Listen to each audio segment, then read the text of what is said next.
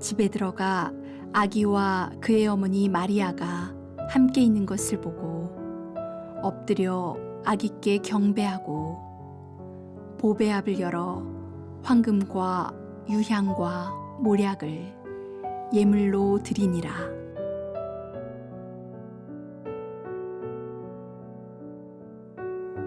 오늘 본문에는 아기 예수님께 경배하지 않은 사람들과 아기 예수님께 경배한 사람들이 등장합니다.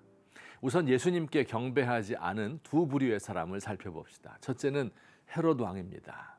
그는 한마디로 권력에 눈이 멀어 예수님을 알아보지 못했습니다. 헤롯 대왕은 주전 37년부터 주후 4년까지 오랜 세월 유대의 왕이었습니다. 소년 시절부터 무예에 뛰어났고 젊은 나이에 갈릴리 총독으로 부임하여 반란을 진압함으로 로마인들의 눈에 들었습니다. 로마의 안토니우스가 정권을 잡자 헤롯은 그에게 뇌물을 바쳐 갈릴리와 유대의 왕이 되었습니다. 많은 세금을 거두어 로마에 상납하였고 로마 제국에 반대하는 세력을 가차없이 징벌했습니다. 대규모 토목 사업을 일으켜 큰 건물들을 남겼고 예루살렘 성전을 새롭게 건설하여 유대인의 환심을 사려 했습니다. 평생 권력을 위하여 자기에게 방해되는 자들을 죽였는데 자신의 처남을 필두로 아내와 장모, 마지막에는 자기의 친아들들까지 죽였습니다. 헤롯의 나이 70세가 되었지만 노욕은 그치지 않았습니다. 유대인의 왕이 태어났다는 동방박사의 이야기를 듣고 베들레헴 인근의 남자아이들 수십 명을 엄마 품에서 빼앗아 죽여버렸습니다. 권력에 눈이 먼 헤롯은 예수님을 경배하지 않았습니다. 둘째는 당시 종교 지도자들이 예수님을 경배하지 않았습니다. 헤롯이 이들을 불러 유대인의 왕이 태어날 곳을 물었을 때 이들은 주저하지 않고 메시아는 베들레헴에서 날 것이라고 알려주었습니다. 성경에 통달한 사람들입니다. 어렸을 적부터 신앙적 환경 속에서 자라서 하나님의 말씀에 대한 지식이 많은 사람들이었습니다. 이들은 메시아가 태어날 것을 정확하게 알았지만 놀랍게도 그를 찾아 경배하지 않았습니다. 이들은 헤롯 왕에게 메시아가 베들레헴에서 태어난다는 것을 알려주었는데 만일 정말로 이 사실을 믿었다면 이들도 달려가서 경배해야 했을 것입니다. 어쩌면 이들은 헤롯보다 더 불쌍한 사람들입니다. 자기들이 가지고 있는 그 말씀이 어떤 파괴력을 가지고 있는지를 모르는 것입니다. 교회를 하나의 종교 제도로 생각하고 교회에서의 직분을 자신의 사회적 신분으로 생각하는 사람, 예수님을 경배하지 않습니다. 그러나 예수님을 경배한 이들이 있었으니 바로 동방 박사들입니다.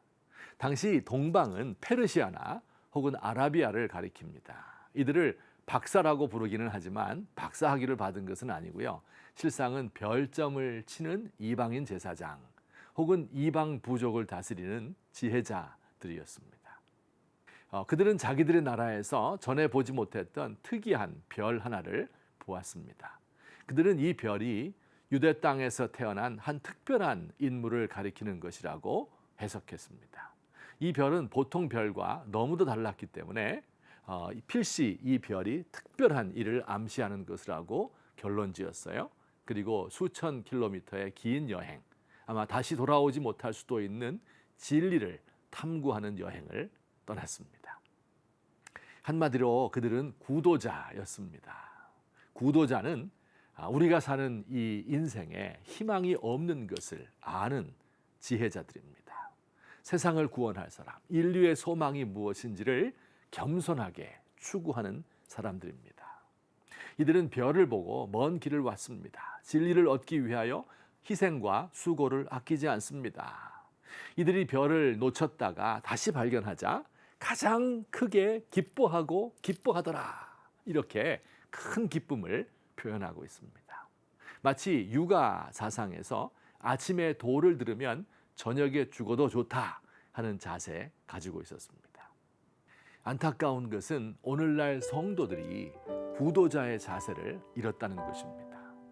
우리의 삶을 진지하게 돌아보고 우리가 사는 세상에 소망이 없음을 알고 겸손하게 해답을 구하는 구도자의 자세 말입니다. 여러분, 아무리 좋은 대답이 있어도 질문을 하지 않는 사람에게는 그 대답은 무의미합니다. 세상을 구원할 복음이 매주일 선포되지만 세상에 대한 절망을 경험하지 못한 사람들에게는 다가오지 않을 것입니다. 권력욕을 내려놓고 관습적인 신앙을 반성하면서 구도자의 마음을 가지십시다.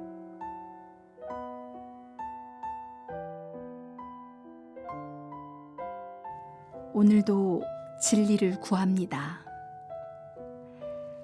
세상에서 상처받고 세상에서 주는 희망이 무의미함을 깨닫습니다.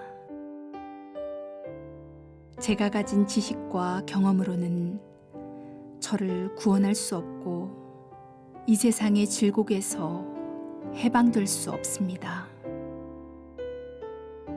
어린아이로 태어나신 주님께 겸손히 무릎을 꿇습니다. 제가 어떻게 하여야 구원을 얻을 수 있겠습니까?